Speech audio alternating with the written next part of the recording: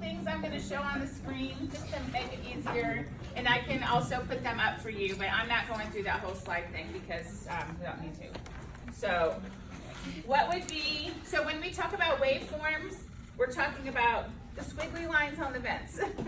Those areas that you guys have seen on there and we have talked about a little bit. So it's going to be 3 different waveforms that we're going to go over. Then we're also going to go over the pressure volume loop, which is a separate part. So what do you think we could use waveforms for? What could they help us?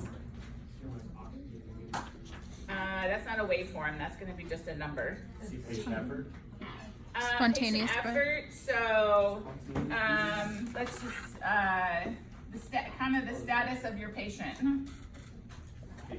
You can get a visual.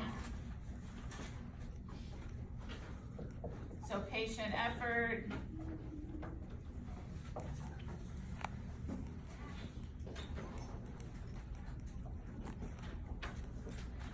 What else could we see from waveforms?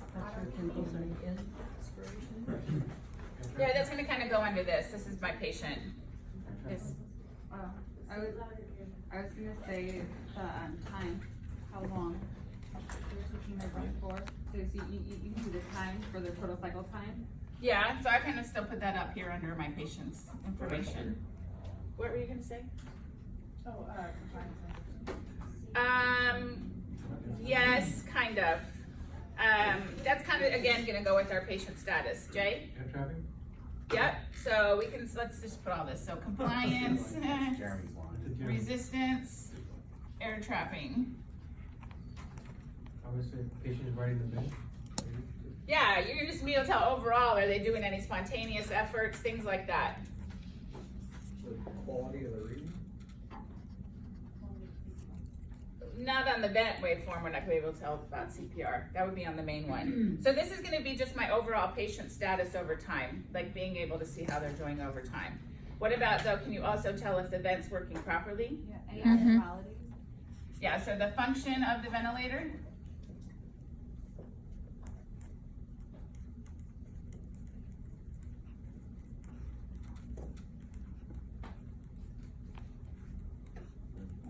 Would that fall under like if there's a leak or anything? Yep. like that? Yep. Okay. So you'll be able to tell leaks,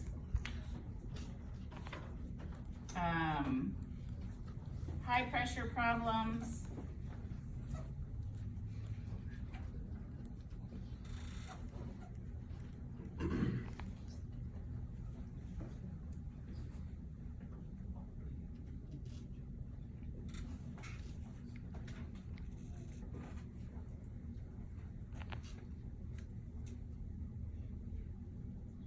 we also can trend over time and kind of see my patient's response to therapy.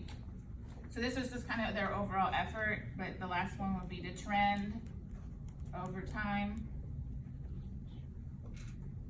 and see or monitor response to therapy, like a bronchodilator. I'll show you how you can tell something like that.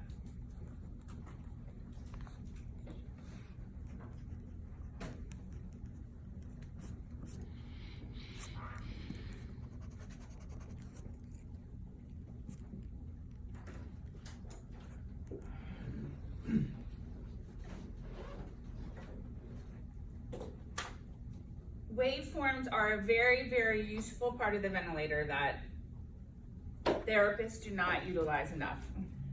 A lot of old school RTs or even newer ones, they're just not comfortable with them. They don't use them. They don't look at them. To me, that's not doing our patient good service. There's a lot of information you can tell from waveforms. Once you learn, I mean, I know that we haven't formally spoke on them until now, but even from doing what you've been doing, you kind of can develop a pattern to see that what they look like over time so that you're familiar with what's going on with the vent. You can kind of tell what mode the patient's in and what things are going wrong. So, and you'll see when I show you the pressure volume loop, there's a couple of things that you wouldn't be able to tell any other way than if you're utilizing your patient's waveforms. So they're very important. So on this screen here, as we look at, this is just our basic, this is the pressure time waveform. So there's going to be 3 waveforms that we look at. Flow time, pressure time, and you're gonna see all of these up there in a minute. And volume time.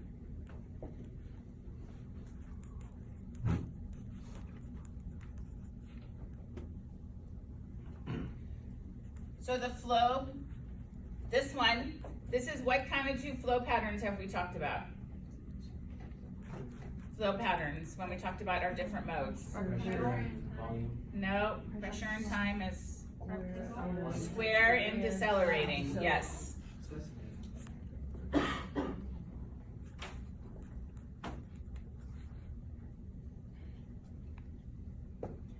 So flow time is where we'll be able to see if we're square or decelerating. Remember, volume control can have either one. If I'm in pressure control, which one does it have to be? Square. No. We're talking about the flow pattern here. Yeah, the decelerating one. This one has to be for pressure control. Remember, that's the one that defaults. The pressure time waveform would look like a square, which we'll talk about.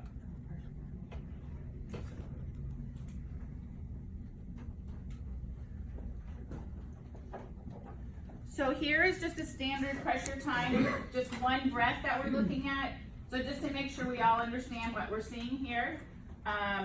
So this is my PEEP, right? So my baseline is at 10. If my patient was on 5 of PEEP, then it would be more down here instead. Or we could be on 20 of PEEP. But whatever my breath is starting at, like my baseline in between, that's gonna always be how much PEEP. This is my patient effort, right? We all know that if we see our negative deflection. If you see it go straight across like that, well, without that part on there.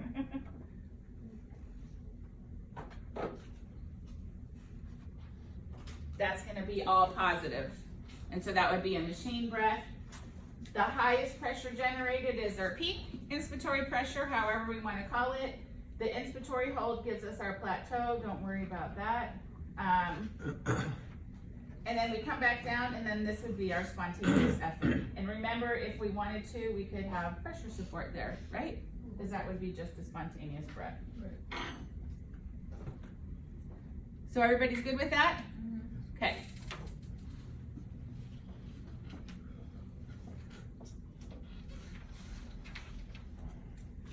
So here's, if we look at our 3 pressure waveforms. So here's the flow, here's the pressure, and there's the volume. If I could have all 3 of those on my screen, that's what I would have. Not every vent lets you have all 3, but if I could, that's what I would have. Please note that many times you will not see the words flow, pressure, and volume, so you must know it by their units. You'll see this. And you're gonna get used to looking at them and know the only one that has a drop below the baseline is the flow. So when you see that, that has to be the flow waveform. The volume one always goes up and then comes down, goes up and then comes down. It really doesn't change. And then the pressure can change based on whether we're in pressure control or volume control. But so no, many times you won't see the words flow, but you'll see liters per minute or LPM. You'll see centimeters of water for the pressure, and you'll see mLs for the volume one. So you have to be able to recognize them by that. And you'll be able to recognize them by how they look. What would I see here if my patient was air trapping? This top one, anybody know?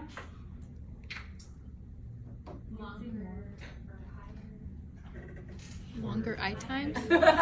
Higher, shorter, longer.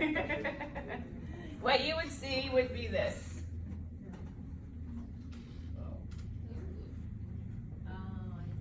The flow does not return to baseline. I don't like how much that erases at once, but.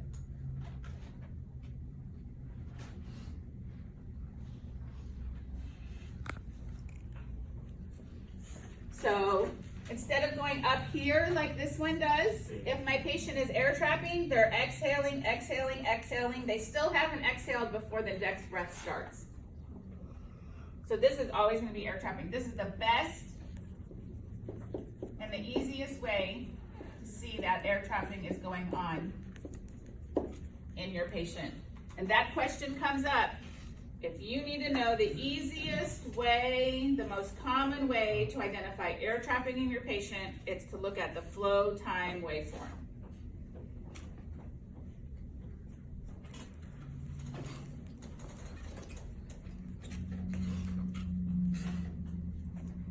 So the flow doesn't return to baseline. And how do we fix air trapping? Okay, but it's a longer exhalation time, but there's no dial on the ventilator. Decrease Shorter eye respiratory time, Ramp. not ramp. In the pattern. Flow, what can I do with the flow? Increase increase it. flow. Yeah, decrease respiratory rate. Those are the respiratory rates, the last. Also, remember, you can increase your IE ratio, make the E part of it bigger. So does that make sense? So when you walk up to your ventilator, if you see that your patient's flow is not returning to baseline, they're air trapping. So it's very easy to see, just a very easy visual.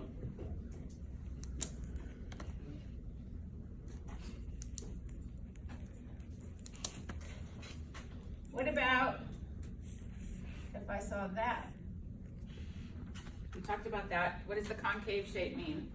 They're air hungry. Air hungry. So they're not getting enough flow. Sometimes you'll just see wild fluctuations all over the place because no matter what, the patient's not getting enough.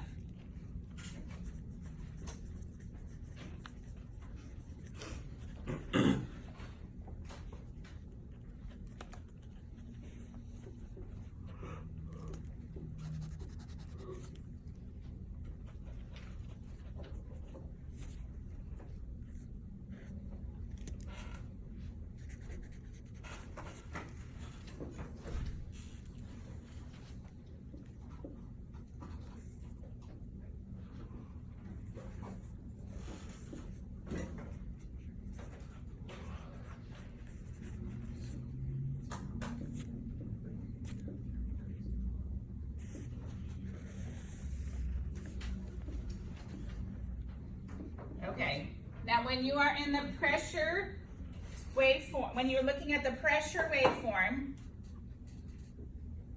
if you see it looks square, so every breath is square, that's a pressure control breath because it's holding the pressure constant.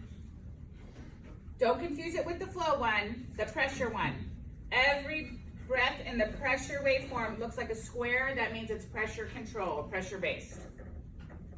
Every breath looks like my little shark fin, then it's volume. Hello, Noel. How are you?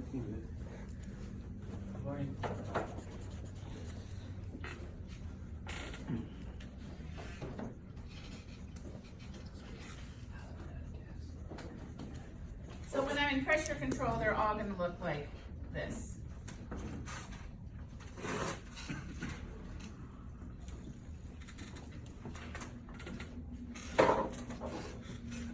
And then in volume control, they look like shark fins.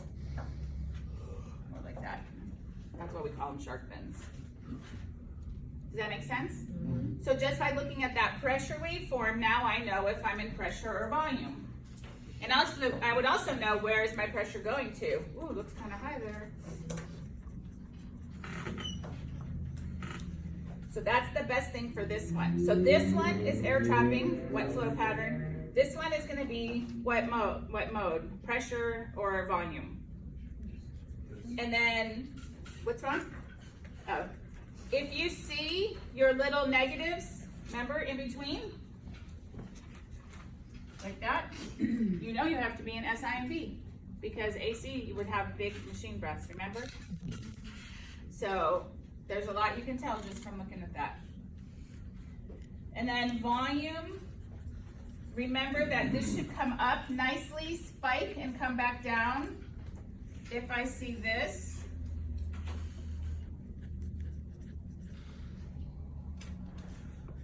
what does that mean?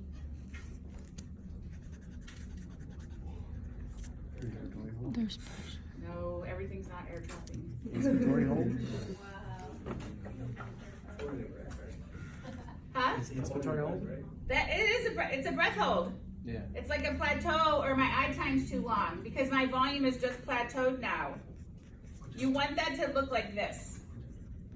And this, not like this.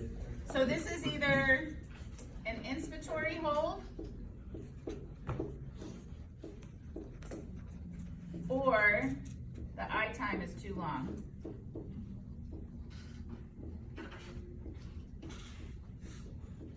One of the two. So of course, if you're doing your plateau and you see that, no big deal, it should go back to that. But if it doesn't, then you need to drop down your eye time, because you're using more than you need to. It shouldn't have just a hold there. It should just go up and then come right back down.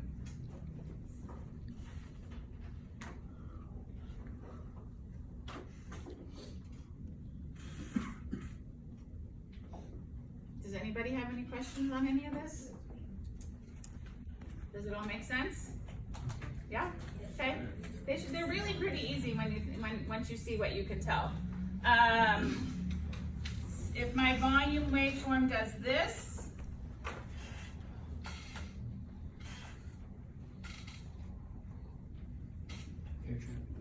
no, it's a leak.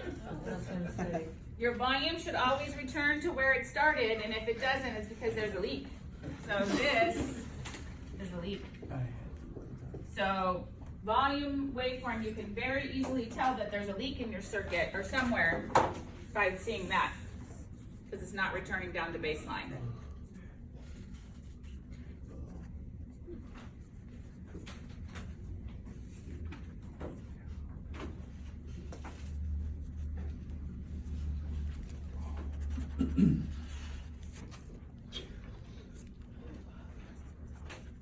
Any questions on any of that?